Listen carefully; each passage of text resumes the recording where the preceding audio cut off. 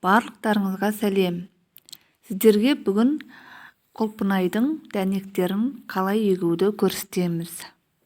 Мінекей алдарыңызда менің қызым сіздерге құлпынайдың дәнектерін таяқшамен жинап маған көмектесіп отыр. Осындай ақбет қағазға жинап отыр.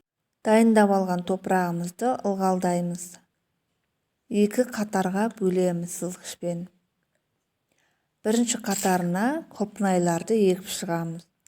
Одан кейін екінші қатарына наурыздың басында еккен павловня ағашының дәнегі қалған болатын. Мінекей соны егетін боламыз. Бұл павловня ағашының дәнегі өте жеңіл, бір алғанда бір 2-3 қолға ілігеді. Осылай екеуін 2 қатарға егетін боламыз. Құлпынайлардың дәнектері мінекей жиналды.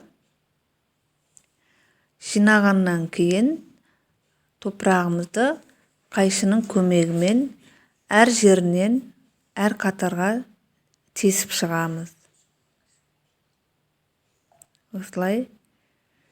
Бұл құлпынай кәдімгі дүкеннен алған свежий құлпынай. Осылардың дәнегі өте көп болады. Соларды бір-бірлеп алып, эксперимент жасап егетін боламыз. Бұны біз осындай ағаш таяқтың көмегімен сулап аламыз да, әр қайсысын егіп шығамыз. Егіп шыққаннан кейін үстіне су шашып, топырақтың бетін жауып, тағы да су шашып қоямыз ылғалдап. Ең соңында қақпағын жабамыз ыдыстың. Енді келесі қатарға павловня ағашының дәнегін егеміз. Бұл мана айтып кеткендей, бұл дәннің салмағы өте жеңіл. Бір алғанда 2-3 қатар алынады. Сондықтан да мен басында ағашпен алғанда қиындау болды да, одан кейін қолыммен барлығын сеуіп тастадым. Осылай сепкеннен кейін саусақтың көмегімен топырақты жауып шығамыз.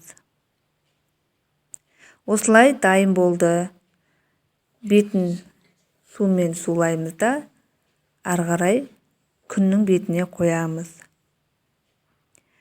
Менің каналыма тіркеліп қойыңыздар.